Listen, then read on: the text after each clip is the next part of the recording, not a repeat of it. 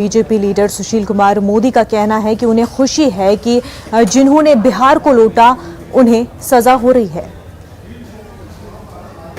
इस मामले को हम ही लोगों ने उजागर किया था और हम ही लोग गए थे पटना हाईकोर्ट में कि इस मामले की सीबीआई से जांच हो।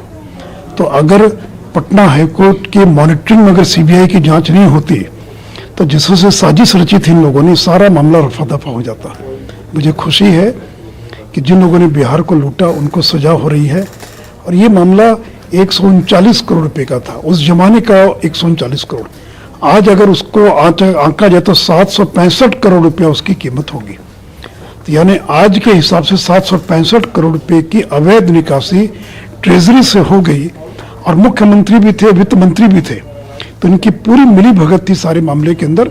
और इसलिए जो भी कुछ हुआ है ये स्वागत योग्य है और एक मैसेज है समाज के अंदर कि जो लोग गरीबों को लूटने का काम करेंगे, पद पे रहते हुए जो लोग खजाने को लूटने का काम करेंगे उनको सजा मिलेगी। और जैसी करनी वैसी भरनी, जैसा किया वैसा वो भर रहे हैं। एक और बड़ी खबर इस वक्त की आपको बता दें, यूपी के शाहजहांपुर से ये बड़ी खबर है। समाजवादी पार्टी के बूथ इंचार्ज का गोली मारकर कत्ल कर दिया गया है। कल बूथ इंचार्ज ने जबरन वोट डालने की मुखालफत की थी। बीजेपी अरकान से नाराज हुए थे और आपको बता दें कि आज उनका कत्ल कर दिया गया है। बूथ इंचार्ज का गोली मारकर कत्ल कर दिया गया है।